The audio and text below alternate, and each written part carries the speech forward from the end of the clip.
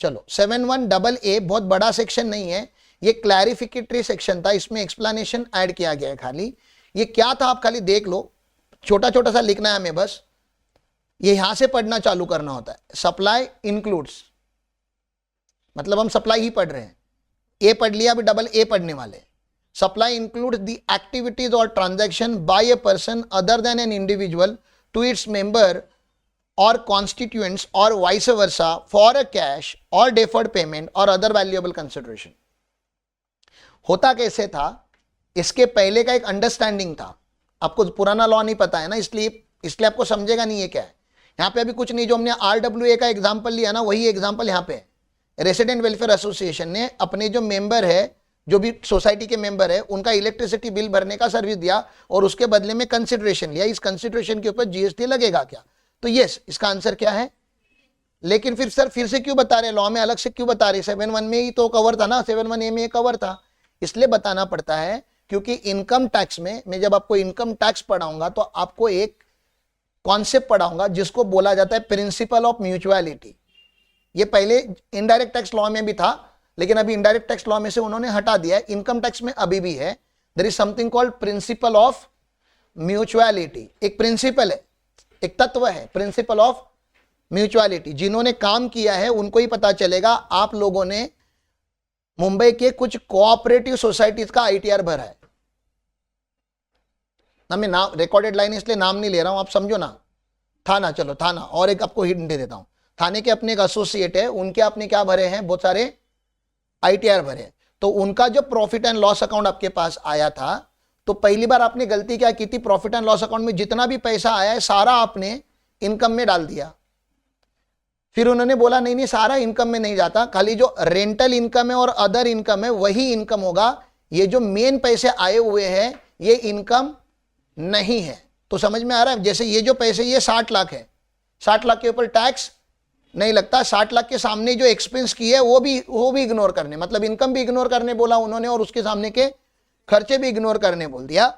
लेकिन फिर उन्होंने बोला कि जो अदर रेंटल इनकम है और अदर इनकम है, बैंक का एफडी आया हुआ है, एफडी का इंटरेस्ट आया हुआ है, और वो भी एफडी का इंटरेस्ट ऐसी जगह से जो अदर देन कोऑपरेटिव है, कोऑपरेटिव का एफडी का इंटरेस्ट भी उन्होंने इग्नोर करने बोला। तो ये जो इनकम को हमने इग्नोर किया ना, वो इग्नोर करने के पीछे का लॉ बता रहा हूं। लॉ मतलब लॉ, ये तो सेक्शन है, एक सेक्शन एटीपी करके एक सेक्शन होता है, वो छोड़ दो, मैं सेक्शन बता ही नहीं रहा हूं आपको, सेक्शन के ऊपर जाके बता रहा हूं। ये इनकम ही नहीं है, इनकम टैक्स बोलता है you can not earn income from yourself. Income tax वाले क्या बोलते हैं, you can not earn income from yourself. Member और सोसाइटी एक ही तो है, मेंबर और सोसाइटी एक ही तो है, अलग अलग नहीं है। ऐसा किसने बताया?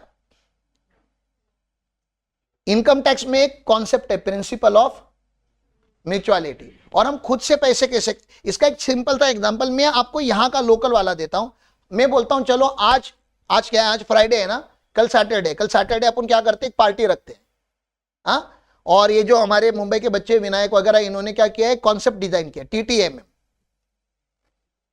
टीटीएमएम मतलब तेरा तू मेरा मैं, मतलब पार्टी किसी कोई एक बंदा दूसरे को पार्टी नहीं देगा, सब क्या करेंगे, पैसे कंट्रीब्यूट करेंगे, एक फंड जमा हो जाएगा, उस फंड में से क्या करेंगे, हम एक्सपेंस करेंगे। समझ में आ रहा है? आज कल करते हैं ये वाली पार्टी, यही एक्सप्लेन करने के लिए, यही कॉन्सेप्ट एक्सप्लेन करने के लिए। अब मान लेते हैं सबने क्या किया, 200 रुपया कंट्रीब्यूट किया, फंड जमा हो गया, फिर वो फंड में से हमने क्या किया, पार्टी क्या मतलब क्या किया होगा, एक्सपेंस किए, फूड आइटम लाए, गेम्स लाए, गेम खेले, थक गए, खाना खाया, एंजॉय किया, जो भी चॉकलेट्स वगैरह लाया, बाद में रात को आइसक्रीम लाया, और फिर भी कुछ फंड बच गया। तो इनकम एक्सपेंस दोनों हुए। मैं पूछ रहा हूं क्या इस एक्टिविटी के ऊपर इनकम टैक्स लगाओगे आप? क्योंकि पैसा कंट्रीब्यूट हुआ, एक्सपेंस हुए, नेट प्रॉफिट आया। अब नहीं होगा। क्यों नहीं होगा? किसी और के लिए हमने किया है क्या? नहीं, हम ही लोगों ने पैसे निकाले, हम ही लोगों ने खाया। केक कैसे लाते हो तुम लोग? किसी दोस्त का बर्थडे होता है तो केक कैसे लाते हो? वहां पे निकालते हो क्या? प्रॉफिट एंड लॉस अकाउंट बनाते हो क्या? क्या करते हो? कंट्रीब्यूशन करते हो, केक लाते हो, खाते भी खुद ही हो। जिसका बर्थडे उसको मिलता भी नहीं बेचारे को कभी कभी। हाँ, तो तुम समझ रहे हो मैं क्या बता रहा हूं? वो क्या है, प्रिंसिपल ऑफ म्यूचुअलिटी पे चालू है। हम हमसे कैसे कमा सकते हैं? सर ये कमाने के लिए किया ही नहीं था, इसका ओरिजिनल। तो कोऑपरेटिव सोसाइटी क्या है पूरी की पूरी? 1000 करोड़ का टर्नओवर है, क्या है लेकिन वो बाय द मेंबर। हम हमसे नहीं कमा सकते, इसी को ही क्या बोला जाता है इनकम टैक्स में? Principal of mutuality. उसके कुछ एक्सेप्शंस भी है जहां पे टैक्स लगाता है, लेकिन एक्सेप्शनली टैक्स लगता है। बाय डिफॉल्ट लॉ है कि आप खुद से इनकम नहीं कमा सकते। You can not earn income from your self. मेरा ये हाथ दुख रहा है, ये हाथ को बोल रहा हूं इसको मसाज दे दे, ये हाथ बहुत हराम करे, बोलता है 50 रुपया दे या 500 रुपया दे तो मसाज करूंगा।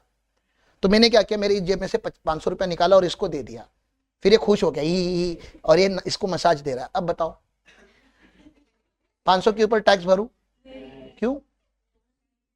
प्रिंसिपल ऑफ म्यूचुअलिटी लग रहा है, दोनों हाथ मेरे ही है। तो नालायक लोगों, जब मैं ये ऐसे समझा रहा हूं, यही मसाज में बाहर पार्लर में जाके लेता तो ये स्पा की जो बात कर रहा था वहां पे, तो प्रिंसिपल ऑफ म्यूचुअलिटी है क्या वहां पे?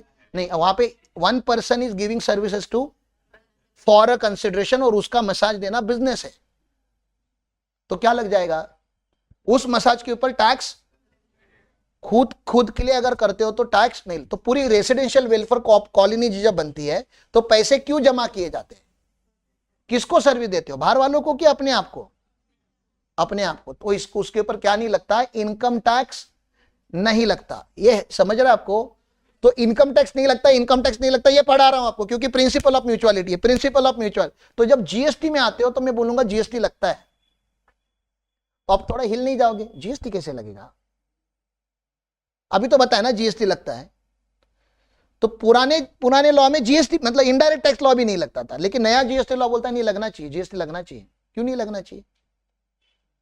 जीएसटी लग के रहेगा। तो जिम की मेंबरशिप भी क्या होती है? जिम में कौन पैसे देता है? मेंबर। क्यों देते हैं? वजन उठाने के लिए। लेकिन बाहर नॉन मेंबर आ सकता है क्या वहां पे? नहीं, तो वो बाय द मेंबर। तो कल जिम बोल देगा मैं जीएसटी नहीं भरता हूं, चलेगा क्या आपको? नहीं, हमको जीएसटी लगेगा सर वहां पे। वैसे बहुत सारे क्लब होते हैं जो सर्विसेज ओनली किसको देते हैं? मेंबर को देते हैं। हमने उनको बोल के रखा है आपको जीएसटी भरना पड़ेगा, भले आप मेंबर को भी सर्विस दोगे तभी भी जीएसटी भरना पड़ेगा। ये क्लैरिफिकेशन देना था। क्या देना था? क्योंकि इसकी फाइट इनकम टैक्स के साथ है।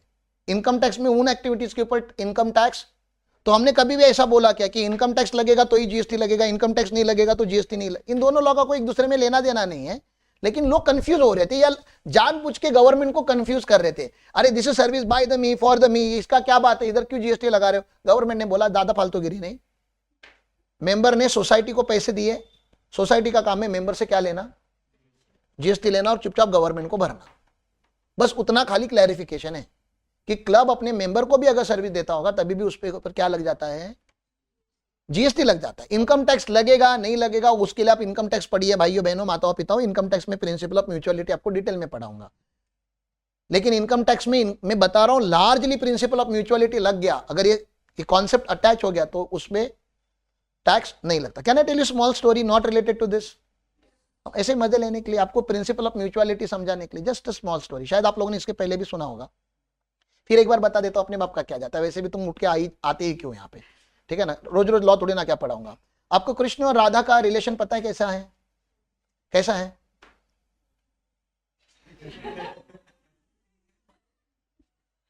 Are they married to each other? नहीं, ठीक है ना? लेकिन आज पूजा किसकी होती है? राधे कृष्ण की होती है ना, रुक्मिणी और कृष्ण की नहीं होती। मतलब समझ में आ रहा है? हिंट दे रहा हूं आपको, प्यार करो तो ऐसा करो कि लोग आपकी पूजा करें, वाइफ के साथ नहीं, गर्लफ्रेंड के साथ। गर्लफ्रेंड ही बोलना पड़ेगा ना आपके भाषा में। तो वैसे ना प्रभु ने बहुत सारी लीलाएं की हमें सिखाने के लिए इंसानों को कि अलग अलग कॉन्सेप्ट होते हैं, सीखो। ऐसा हो सकता है प्रभु बताना चाहते थे कि जरूरी नहीं है कि जिससे प्यार हो जाए उससे ही शादी होना जरूरी, ये मैंडेटरी नहीं है। वो सिखाने के लिए प्रभु ने ये किया होगा। आपको क्या लगता है प्रभु राधा शादी नहीं कर सकते थे? भगवान थे, वो कभी भी कर सकते थे, लेकिन वो दिखाई रहे थे कि जरूरी नहीं कि प्यार हुआ तो उसको कंप्लीट होना जरूरी है। क्योंकि अगर प्यार होके वो कंप्लीट होता तो हस्बैंड वाइफ के मंदिर नहीं बनते यूजुअली, बहुत डिफिकल्ट है वो, क्योंकि वो रिलेशन ऐसा आइडल रिलेशन नहीं रह जाता। इन दिनों ने दिखाया, उन दोनों ने उस रिलेशन के थ्रू दिखाया कि प्यार होना अपने आप में कंप्लीट एक्टिविटी है, प्यार को शादी में कन्वर्ट करना कंप्लीट एक्टिविटी आप मत बनाओ, that is a separate activity, this is separate activity and that's the reason you can do it with different persons also. मतलब बता रहा हूं, प्यार करना एक अलग कॉन्ट्रैक्ट है, शादी करना एक अलग कॉन्ट्रैक्ट है, पार्टी सेम होना जरूरी नहीं है, ये अपने आप में कंप्लीट है, वो भी अपने आप में कंप्लीट है। रुक्मिणी ने कभी कंप्लेन नहीं किया कि आप राधे से प्यार करते हो, राधे ने कभी कंप्लेन नहीं किया कि आपने रुक्मिणी से शादी की, मेरे से नहीं की।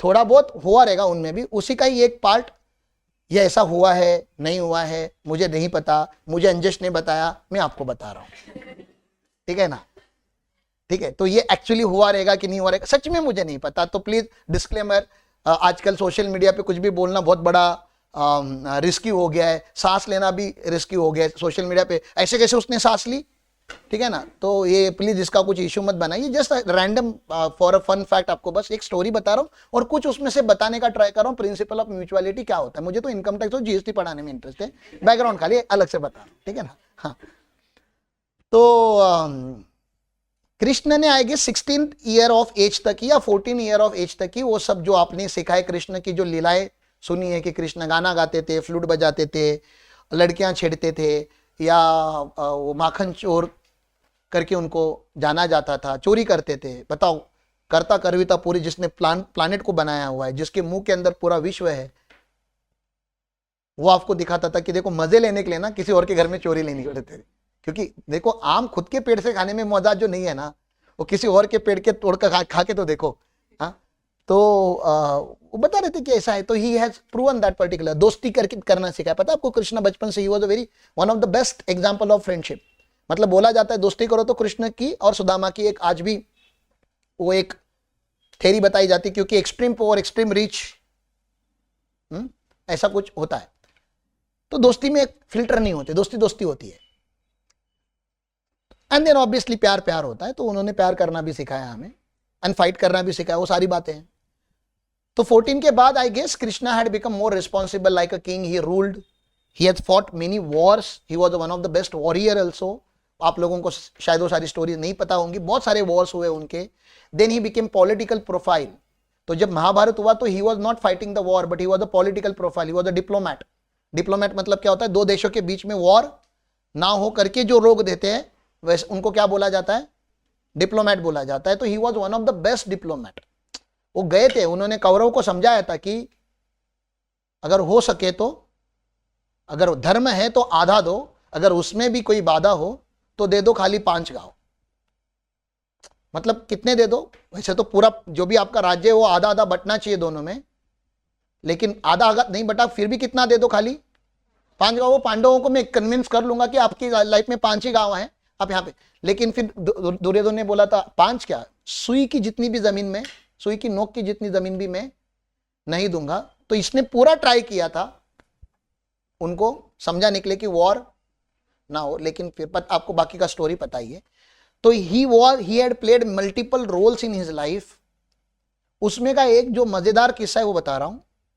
जब ये सब हो रहा था तो उसको कभी तो राधे को पोस्ट मैरिज या पोस्ट ये सब महाभारत मिलने का मौका मिला। एंड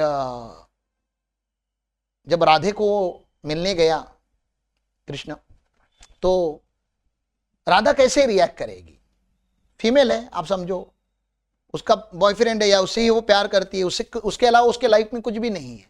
कृष्ण के लाइफ में राधे के अलावा बहुत कुछ है, राधे के लाइफ में कृष्ण के अलावा कुछ भी नहीं है। तो उसने कैसे रिएक्ट किया होगा।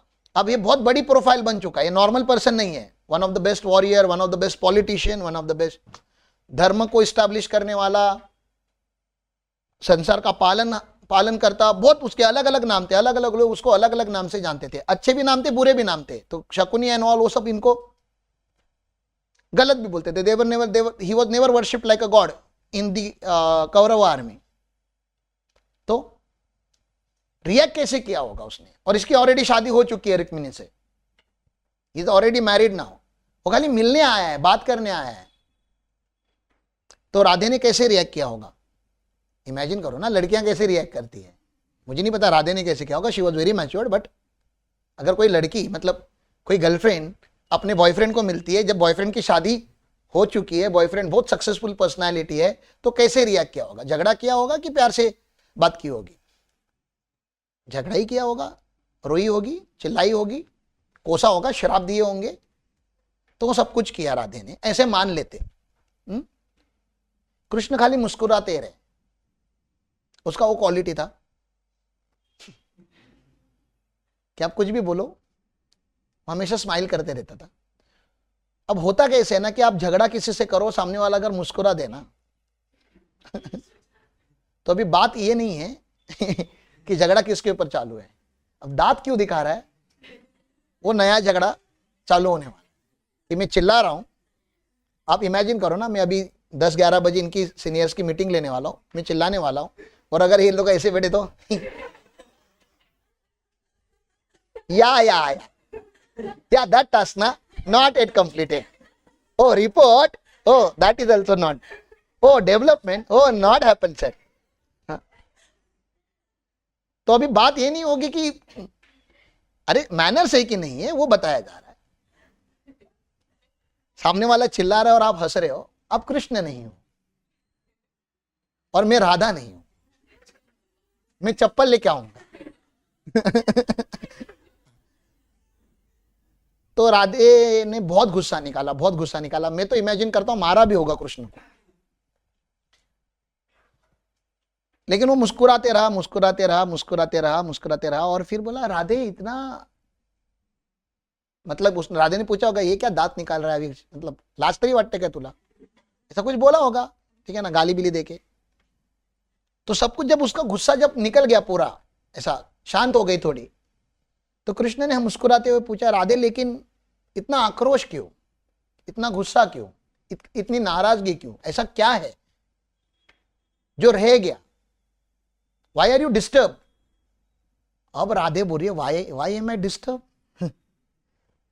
पूछ रहा है कि गलत क्या हो गया। राधे को पूछ रहा है आप इतनी नाराज हो क्यों, क्यों मतलब राधे ने क्या बोला होगा, पूरी लाइफ मैंने आपसे प्यार किया है, मोहब्बत की है, जो भी है इश्क किया है, आपने शादी किसी और से की है, मेरी आपको याद नहीं आती, मैं आपको कैसे मिलूंगी नहीं पता, उसके जमाने पे व्हाट्सएप वगैरह नहीं होता था, तो कम्युनिकेशन नहीं है, पता नहीं आप जिंदा हो कि मर गए हो, कुछ भी नहीं पता मुझे, ये ऐसे कैसे चलेगा, शादी कर लेते मुझसे तो मैं आपके पीछे पीछे आती, जहां आप जाते वहां आती। तो कृष्ण उसको समझा रहे अभी कि राधे शादी करने के लिए कितने लोगों की जरूरत है मिनिमम। वैसे तो अगर यही सवाल आपके यहाँ के लोगों को पूछा जाए तो बोलेंगे 1000-1500 लोग तो चाहिए बाबा। हाँ, उसको वो मेरे को अलग से दर्द होता है, तुम लोग का 1000 का कैलकुलेशन ही मेरे को नहीं समझता। शादी करने के लिए 1000 लोगों की क्या जरूरत है, लेकिन तुम लोग चालू ही 1000 से करते हो, ठीक है ना। तो मैं मिनिमम पूछ रहा हूं, शादी करने के लिए मिनिमम कितने लोगों की जरूरत है? 2, अरे 3 क्यों, अभी जरूरत पूछ रहा हूं। तो तुम 3 का 300 भी कर सकते हो, 3000 भी कर सकते हो। शादी करने के लिए कितने लोगों की जरूरत है, उनका नाम बता दो प्लीज। हाँ, मतलब future husband and bride and groom, लड़का लड़की 2 लोगों की जरूरत है। तो राधे ने भी वही जवाब दिया होगा कि हाँ 2 लोगों की जरूरत है। कृष्ण मुस्कुराते हुए पूछा रहे राधे हम दोनों में, हम आप में और मुझ में दूसरा कौन? थोड़ा टाइम लगेगा तुमको समझने के लिए, ठीक है ना। कृष्ण राधे को पूछ रहे हैं कि मेरे में और तेरे में दूसरा कौन, मतलब वो बताना चाहते हैं तू और मैं एक ही है। तो प्रिंसिपल ऑफ म्यूचुअलिटी उन्होंने डिजाइन किया था कृष्ण ने, कि मैं खुद से शादी कैसे कर सकता हूं। शादी करने के लिए 2 लोगों की जरूरत है, वैसे सर्विस प्रोवाइड करने के लिए, सप्लाई होने के लिए भी कितने लोगों की जरूरत है? लॉजिकली सप्लायर एंड बायर या रेसिपिएंट होना जरूरी है। तो क्लब जो होता है ना वो मेंबर से बनता है। क्लब किससे बनता है? मेंबर और क्लब दो अलग अलग बॉडीज नहीं हो, प्रिंसिपल ऑफ, तो वहां पे सर्विस प्रोवाइडर और सर्विस रिसीवर दोनों सेम ही तो है, इसलिए प्रिंसिपल ऑफ म्यूचुअलिटी के हिसाब से उसके ऊपर टैक्स नहीं लगना चाहिए था। लेकिन इन्होंने क्या बोला, प्रिंसिपल ऑफ म्यूचुअलिटी इधर मत हमको सिखाओ, क्लब ने मेंबर को सर्विस दी, उसके बदले में कंसिडरेशन लिया जीएसटी लगाने का। तो मैं भी तुम लोगों को बताता हूं, वो कृष्ण और राधे थे, तो राधा मान गई, राधा मान गई कि हाँ हम दोनों में दूसरा कोई, शी डिड नॉट चैलेंज कि ऐसा मेरे को नया नया आके नहीं बताने का। साइकोलॉजी का इधर ये नहीं है, क्लास नहीं है कि आप कुछ तो ऐसा कॉन्सेप्ट लाके बताओगे और मैं खुश हो जाऊंगी। Radha got convince in the second कि हाँ हम दोनों में दूसरा कोई है नहीं, हम दोनों एक ही तो है। शादी हुई किससे सकती है, पॉसिबल ही नहीं है। जो ऑलरेडी एक है उसको आप आर्टिफिशियली साथ में कैसे ला सकते हो? And that's the reason they are even worship today, and Radhe is worship more than Krishna, it's always Radhe Krishna, it's never Krishna Radhe, क्योंकि वो फाइट नहीं करती थी। आप समझो अगर आप भी चाहते हो आपकी फ्यूचर में पूजा हो, तो जिससे प्यार करते हो उससे लड़ो मत। आज की तारीख में अगर आप अपनी बॉयफ्रेंड और गर्लफ्रेंड को अगर ये कॉन्सेप्ट सिखाने जाओगे, तो आप अपनी गर्लफ्रेंड को जाके बोलो, सुनो हम दोनों की शादी नहीं हो सकती, हम दोनों एक ही है, मैं शादी इस लड़की से कर रहा हूं, ये रहा कार्ड। अब इमेजिन करो कि वहां पे क्या होने वाला है। समझ में आ रहा है ना? क्या कुछ जो होगा वो होगा, आप समझो। अब आप कैसे समझा सकते हो? तो बस गवर्नमेंट भी वही बता रहा है कि वो वक्त अलग था, यहाँ पे principal of mutuality actually apply होती थी, अब का वक्त अलग है, यहाँ पे प्रिंसिपल ऑफ म्यूचुअलिटी अप्लाई नहीं होती। तुम लोग जाके कार्ड नहीं दे सकते और नहीं बोल सकते कि मैं शादी इससे कर रहा हूं, हम दोनों तो एक ही है। ये कॉन्सेप्ट अभी थियोरेटिकल बन चुका है, ठीक है? तो इन्होंने इसीलिए क्लियर किया कि देखो कोई भी एक्टिविटीज अगर की जाएंगी, यहाँ पे देखो कोई भी एक्टिविटीज की जाएंगी by a person other than individual to the member, तो activity by a member to the, by association to the member, या वाइस वर्सा, मतलब मेंबर ने एसोसिएशन के लिए फॉर अ कैश और डिफर्ड पेमेंट और वैल्यूएबल कंसिडरेशन। तो इन्होंने यहाँ पे कुछ कुछ कोर्ट के जजमेंट वगैरह थे, उसको ओवर रूल करने के लिए ये एक्सप्लेनेशन खाली डाला। इतना काम का है नहीं। आपको याद क्या रखना है, खाली ये पूरा डिस्कशन होने के बाद आपको याद क्या रखना है, क्लब अपने मेंबर को सर्विस देगा, कोई भी क्लब मेंबर को सर्विस देगा, और उसके बदले में क्या लेगा, कंसिडरेशन लेगा। तो क्या लग जाएगा, जीएसटी लग जाएगा। क्लियर है? तो सर हम केक लाते वो वाला, क्या आपने क्लब बना के केक लाया था कि इंडिविजुअल थे आप? यहाँ पे लिख रहा है ना अदर देन इंडिविजुअल, मतलब कल जो मैंने सैटरडे की जो पार्टी बता रहा हूं, सब लोग क्या करेंगे, पैसे कंट्रीब्यूट करेंगे और पार्टी करेंगे, हमारे ऊपर जीएसटी लगेगा क्या? नहीं। क्यों नहीं लगेगा? हम लोग इंडिविजुअल थे, हमने कोई सोसाइटी फॉर्म की क्या, कोई क्लब रजिस्टर्ड किया क्या, उस क्लब के अकाउंट में पैसे गए क्या, वहां से पैसे यूटिलाइज नहीं। ये ऑर्गेनाइज क्लब नहीं है। लेकिन जो ऑर्गेनाइज क्लब होते हो, अरे बोलो, रेसकोर्स के क्लब होते हैं, बॉम्बे जिम खाना क्लब है, सीए इंस्टीट्यूट का क्लब है, बॉम्बे चार्टर्ड अकाउंटेंट एसोसिएशन, हाँ ऐसे अलग अलग क्लब होते हैं, प्रोफेशनल बॉडीज होते हैं, वो अपने मेंबर से पैसे लेते हैं, और रजिस्टर्ड यूनियन से, रजिस्टर्ड बॉडीज है, तो उसके ऊपर क्या लगेगा, जीएसटी लगेगा। बस उतना ही बताना था। तो ये फटाक से लिख लेंगे हम, ज्यादा डिफिकल्ट है नहीं, इसलिए ज्यादा वक्त मत दो।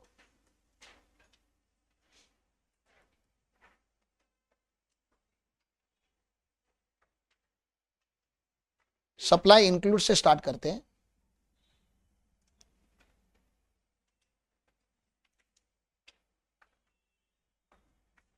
सप्लाई इंक्लूड्स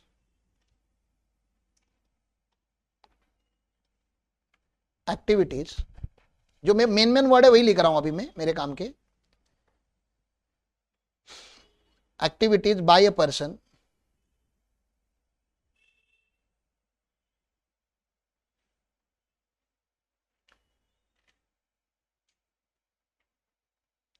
ब्रैकेट में आपको लिखना है तो आप लिख सकते हो एग्जाम्पल के लिए क्लब, एग्जाम्पल के लिए लिख रहा हूं मैं क्लब,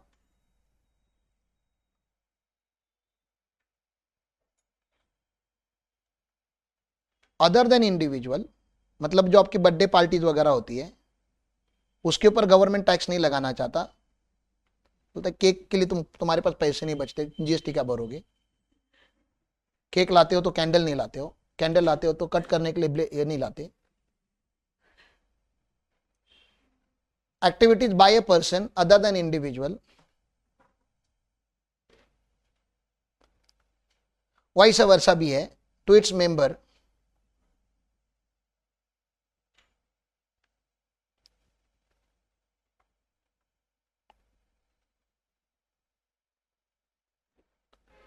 उन्होंने कैश या डेफर्ड पेमेंट लिखा है, मैं लिख देता हूं फॉर अ कंसिडरेशन।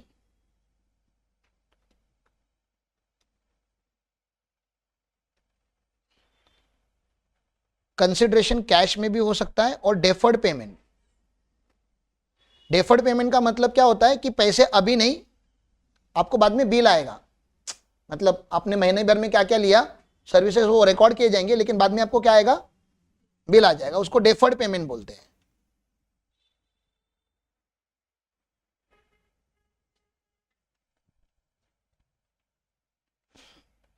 तो supply includes activities by a person other than individual to its member for a consideration, ये इंक्लूड हुआ है सप्लाई में। मतलब इसके ऊपर क्या लगेगा, जीएसटी। मुझे खाली इतना बताना है, क्लब अपने मेंबर को सर्विस देता है, पैसे लेता है, उसके ऊपर क्या लग जाएगा। हाँ, सिंपल में उतना ही समझो आप अभी, फिर उसके एक्सेप्शन है, एग्जम्पशन है, वक्त आते आते आपको वो सब पढ़ा दूंगा मैं कि कौन से आइटम को पहले टैक्सेबल है, ये पढ़ाने के लिए टाइम लग गया। आगे जाके पढ़ाऊंगा कोई एक्टिविटीज टैक्सेबल नहीं है, लेकिन वो एग्जम्पशन लाया इसलिए गया क्योंकि लॉ में लिखा गया कि टैक्सेबल है। मैं आपको रिलीफ कब दे सकता हूं, जब ओरिजिनली टैक्स लगेगा तो ही तो आपके ऊपर एग्जम्पशन आएगा ना। क्लियर है। 948 हो गया, मैं और एक सेक्शन पढ़ा दूं, हो जाएगा तब तक, बाकी लोग अभी तक जमा नहीं हुए ना। हाँ तो एक सेक्शन और पढ़ा दूं, चल जाएगा।